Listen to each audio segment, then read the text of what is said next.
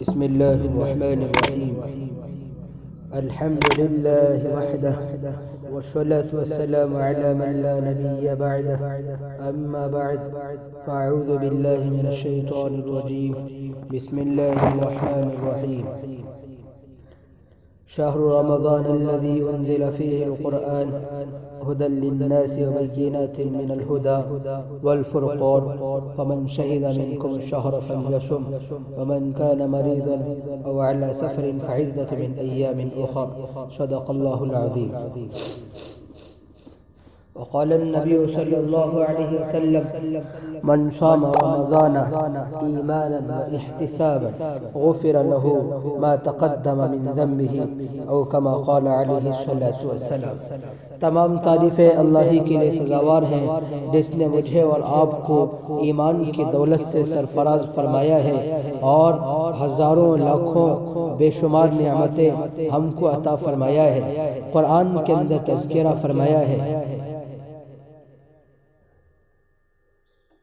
اگر تم میری نعمتوں کو شمار کرنا چاہو گننا چاہو تو گن نہیں سکتے. بہرحال الغرض میرے بھائیوں اور بزرگوں اور دوستوں، رمضان ابھی عنقریب میں آنا چاہتا ہے.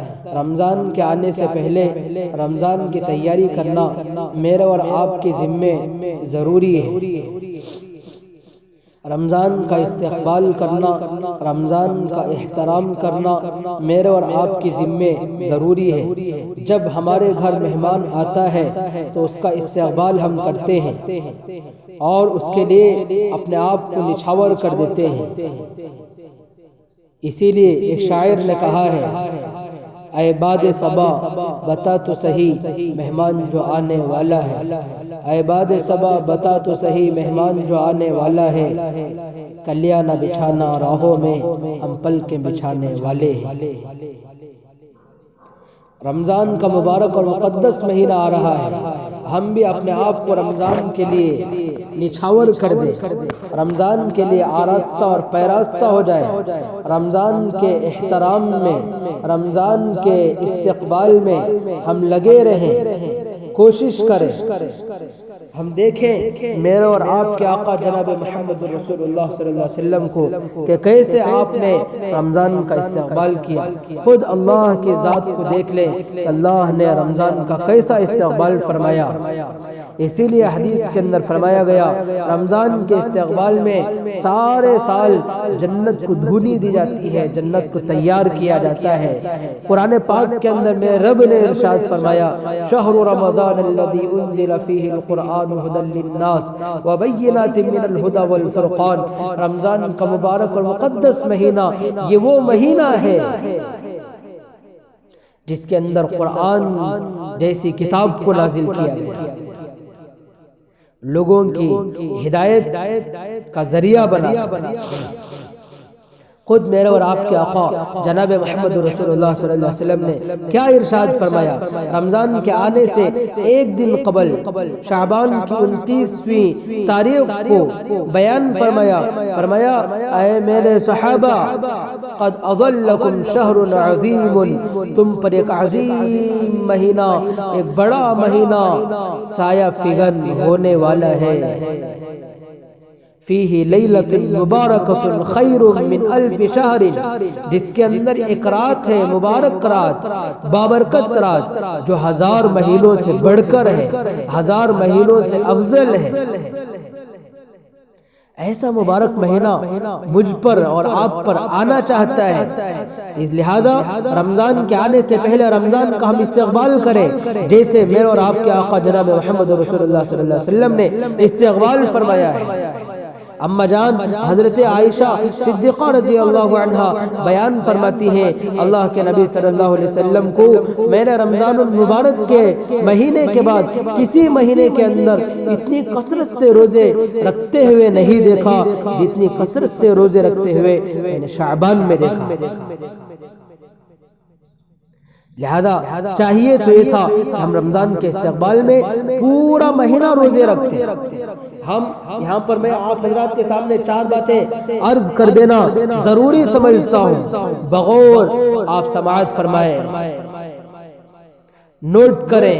پہلی بات تو یہ ہے کہ رمضان کے استقبال میں ہم ہر حقدار کو اس کا حق ادا کر دیں، اللہ کے حقوق بھی ادا کر دیں، بندوں کے حقوق بھی ادا کر دیں۔ اللہ کا حق یہ ہے کہ اللہ کی عبادت کی جائے، اللہ کا حق یہ ہے کہ اللہ ہی کو وحدہ لا شریک لہ مانا جائے، نمازیں پڑھی جائے، ذکر و تلاوت کی جائے، اسی سے مانگا جائے، اسی کے سامنے جھکا جائے، اسی کا یقین رکھا جائے، اسی کا عقیدہ رکھا جائے، اسی کا ڈر دل میں ہو، اسی کو اپنے دل میں بسایا جائے کہ اللہ کے ذات کے تعلق سے اس کے حقوق ہیں،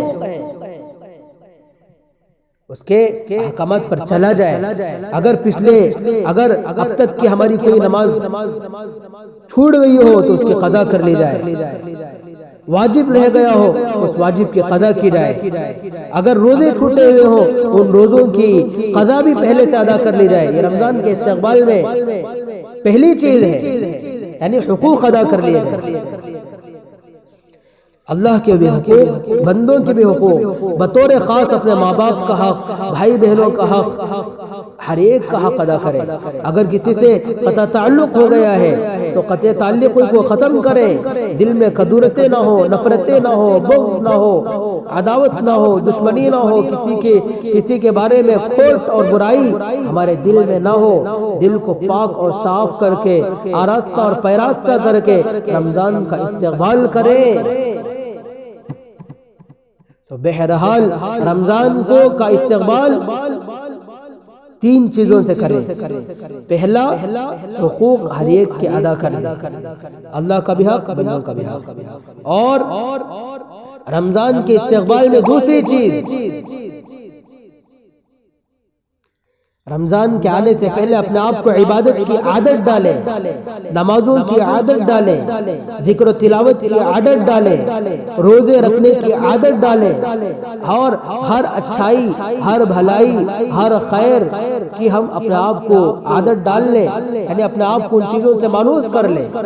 رمضان کا مبارک مہینہ آتا ہے، دل میں ولولہ جذبہ اٹھتا ہے کہ میں ساری رات عبادت کرتا رہوں، ساری رات عبادت کرتی رہوں، لیکن رمضان آتا ہے تو راتوں میں عبادت کرنے کی توفیق نہیں ہوتی، نیند آ جاتی ہے، عبادت میں دل نہیں لگتا۔ تلاوت کرتے ہیں، دل میں جذبہ اٹھتا ہے، ایک بار بیٹھوں تو سارا قرآن ختم کر دوں، 10 پارے ختم کر دوں، 20 پارے کر دوں۔ مگر آج ہماری ماں بہنیں ہوں، چاہے وہ مرد حضرات ہوں، کوئی بھی ہو، مگر توفیق نہیں ہوتی۔ وجہ کیا؟ دل نہیں لگتا۔ وجہ کیا؟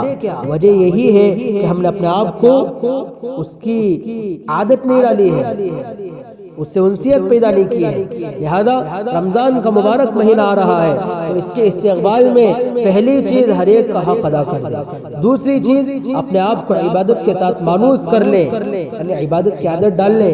ایک بندے کے بارے میں لکھا ہے، ایک بندہ گائے جیسے بڑے جانور کو اٹھایا کرتا تھا۔ کسی نے پوچھا اتنے بڑے جانور کو اٹھانا آپ کے بس میں کیسا آ گیا، آپ کے قابو میں کیسا آ گیا؟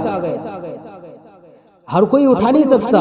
تو اس نے جواب دیا کہ میں نے جب یہ چھوٹا تھا تو اس وقت سے میں نے عادت ڈالی تھی، یعنی جب یہ پاڑا تھا، جب یہ چھوٹا تھا، بچہ تھا، کولا تھا، تو اس وقت سے اٹھاتا تھا۔ 1 مہینہ، 2 مہینے، 3 مہینے، 1 سال، 2 سال، اس کے بعد آج یہ گائے ہو گیا ہے۔ جب سے میں اٹھا رہا ہوں، روز اٹھا رہا ہوں، آج تک اٹھا رہا ہوں، تو مجھے عادت ہے، جس کی وجہ سے مشکل پیش نہیں آتی، دشواری محسوس نہیں ہوتی۔ اٹھانا میرے لیے عجوبہ نہیں ہے، آسان ہے۔ اسی طرح سے اگر ہم نے پہلے سے روزے رکھا، ذکر و تلاوت کر کے، نمازیں پڑھ کے، عبادتیں کر کے عادت ڈال لی تو رمضان میں بھی کرنا آسان ہو جائے گا۔ یہ دوسری چیز ہے۔